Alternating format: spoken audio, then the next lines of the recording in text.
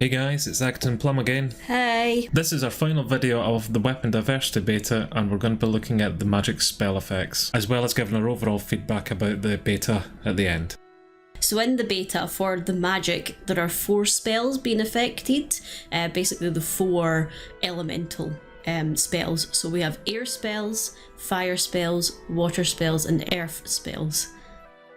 Up first we've got the air spells, which every hit you do, you increase your armour by 1%, up to a total of 10%. Oh yeah, you can actually see a So buff you get icon. a buff, yeah, called Leaf on the Wind. You can see this is increasing every time we're hitting here. So this would be good for, again, maybe Slayer, things like that, where you're increasing your armour. So this is a sped up test that you can see of me just using water spells and using air spells. I'm wearing full sea singers, and you're basically, I've got the dummy hitting his back, and the test is just to see if the armour's really making an effect or not. So you see there, with the water spells, we died relatively quick, and the air spells took a little bit longer just because we had that increase of armour. So next we're going to look at fire spells. Basically there's a 5% chance when hitting anything that you'll get a combust ability along with it. So there we can see the second combust ability that's appeared as well, and it's called spontaneous combustion. So basically the fire spells are now just more of a DPS helper. The next one we've got are water spells, and basically after you kill a target, a small globule of water will be left on the floor which you can stand on to heal yourself for 2% of your maximum health. Again, this one will be pretty good for Slayer tasks, things like that. So there you can see the little water effect there, you just stand on it and you get an instant heal. Like the wee thrashers from ED1. They are like Masuda's thrashers.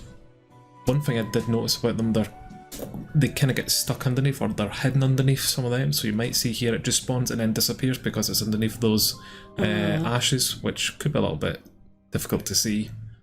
And also they don't last too long, as you can see there, it's just kind of popping on and popping away. And lastly, we're looking at earth spells. Basically you'll do 20% more damage when your target is stunned or bound. So again, we're kind of doing 2 tests here. We're using an air spell test and we're using an earth spell test.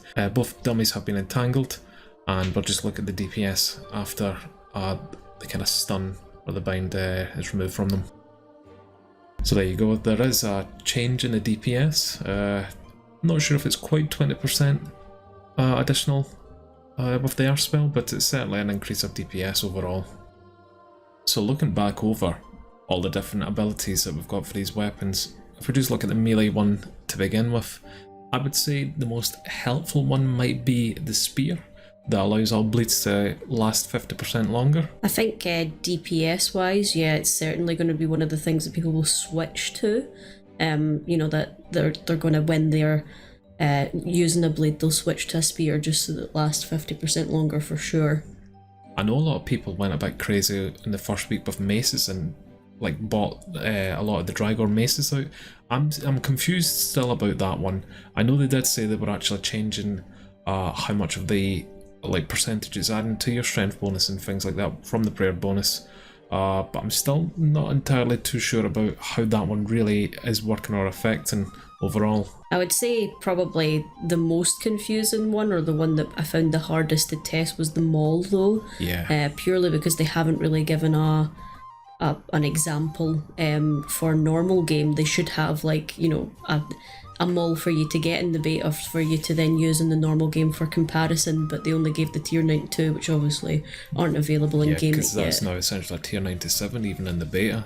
Exactly, so that one was quite difficult to find actual comparisons for, and also a little bit confusing with accuracy and damage and things like what it actually would do overall. I'm still unsure if I would swap to one of these weapons. I have a feeling these weapons are more meant just to be swap outs to use an ability to then swap back to your main hand. Like, I don't see myself going from using my Noxious Scythe to then using one of these weapons instead.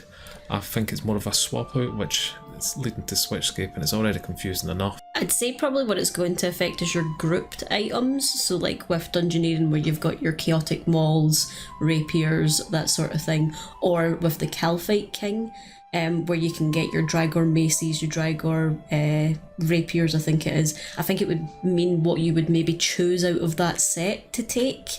But I don't think it's going to make much of a difference. So you're meaning whenever you actually go to choose to buy a weapon, it's going to affect your decision which one you buy there, just depending on its effect? Yeah, because if you're going to get, the extra effect on it, for sure, I would choose that over the other two. Like I would get Dragor Maces over the Rapiers, because what are the Rapiers getting added to them in that sense?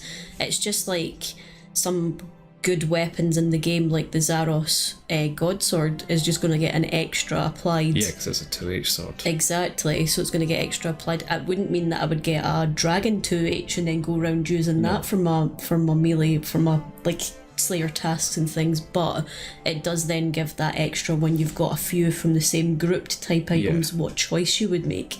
I mean, I think overall the point of this beta is to have different weapons that you might not normally use, to start giving them more of a use and more of an excuse to use them. I'm still not convinced with these abilities that that's going to be something you are going to do. Yeah, I feel the same. I had a chat obviously with yourself about it, and I really do think that what they would be better doing is, rather than adding the effects to the weapon, is create an ability that weapon can only use. So say for instance, like a spear ability that you can only use when you've got a spear equipped. I think that people would be more likely to do that. Yes, it might become switchscape as people call it, but I think it means that people would be more likely to buy all of the different weapons if they knew that there was something in particular that could do, they could add to their bar, that could maybe make, going to a boss fight a little bit more interesting for them. But it still is involving the switches, as you said, and we've got enough of that as it is. Yeah, definitely. When you have to switch from a wand to a 2H, a staff, just so that you can do more damage at certain things, but it's more complicated. Exactly. The range stuff, if they had higher tier shield bows, I think they would have been most useful, for the fact that your defensive costs 20% less adrenaline. I think that's the most useful one out of the range weapons that they're introducing. Although in saying that as well, with the 1H crossbows, if you're dual wielding, to be able to use like a basic ability at the same time, so you're doing more DPS that way as well. That I think the melee one is the kind of one that they really need to look at, whereas the range, because there's less types of weapons, it works in that sense. Like you said, a shield bow makes sense if you're going to tank something. Then it's nice to then have the shield bow, so that obviously you can use your defensives, but now that there's an even more bonus for using it, rather than using a 1H crossbow and a shield, you can now use a shield bow, that sort of thing. It does seem that the range ones had a lot more consideration put into them, I feel, because they're a lot different from each other. At the end of the day, it's not all just DPS checks, they actually do a lot more interesting things. The thrown knives, I think something's wrong with them in the beta, because they should not be hitting that hard for one, but I'm still not convinced that you would swap out from using 2H or like dual wielding crossbows to like thrown knives or even thrown axes. No, I don't think so. I think that it's really going to be the actual crossbows or bows that are going to get used in this sense. Magic wise, I think they are the most simple effects out of them all, which is good. I would assume most people in RuneScape just now are using, like, say, fire spells just as their main spell use, unless they're on ancient magics, of course. And with that, we're basically just getting an extra DPS because of the extra combust with it. I could maybe see using the water spells just for that little bit of healing, but that's only if you have a lot of like grouped mobs that you're killing, and then just go stand on those for the heals. It would have been nice to see with the magic beta some difference between staffs and wands and stuff like that, rather than it being a spell effect, because like you said, if you're on ancients, or lunars or something, that sort of, what are you really getting from it? Whereas it's only really the basic spellbook that's getting a change. Maybe that's a good thing. Maybe it's going to make more people use the basic spellbook. I don't know. It is. But you just said they're quite interesting, actually. This is obviously all combat orientated, but like you said, we've got lunar magics. It's more kind of like skilling based. So maybe they should have actually brought out some effects, some perks in these. If you had like certain weapons, like when you're holding them, doing these skills, they would give you an effect rather than just being combat focused. Actually, that would be quite interesting. Like if you have a staff rather than a wand, equipped. Whilst doing lunars, maybe you get an extra 2% or something, or it's like less cost. Yeah. Something like that could be quite interesting. Yeah, why does this need to be all combat orientated? Maybe having some skill and uses would be nice as well. Yeah.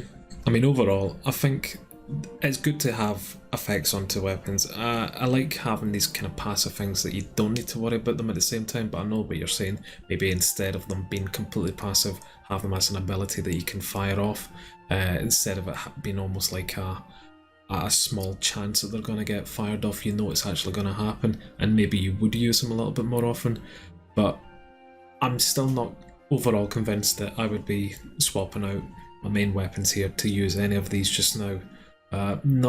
I don't even know if they had to increase these abilities or what they're doing. I'm still not sure if it would be enough for me to switch over. I think what would be nice is if they had it in a way where if you were doing group PVM, that, you know, each person could have something different equipped. Oh, that would interesting. Make the boss fight, you know, that they've all got their own benefits from that. And I feel that some of it's too focused on like a Slayer task than actually focused on like general overall helpful things, you know. That's a great idea, being in a group scenario and everyone uses a different thing, and it means that you either do more damage overall or something's a lot more helpful because everyone's using something different. That's quite interesting actually. I think that it's almost like, you know, you've always got the person in the group that's going to cast vulnerability, you've always got the person in the group that's going to do, you know, the hammer or whatever in your kind of higher level stuff. So why not make it that in certain group scenarios that there are bonuses perhaps, but certainly it's a step in the right direction with this beta. At least it's something different with things that maybe aren't used as much. Yeah. So thank you everyone for watching these videos. We'll have links to the melee and the range overviews in our description below. Let us know in the comments if there's anything in particular that you think we've missed, or if there's anything that you know, any thoughts that you have on the actual beta itself. Have you tried it? Have you gave your feedback? But I think overall we're slightly impressed with the overall, like... We like them. Yeah. Yeah, thank you for joining us on this little mini-series in the weapon beta.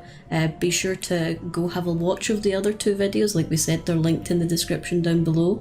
And let us know your thoughts. Thanks for watching. Bye-bye. Bye.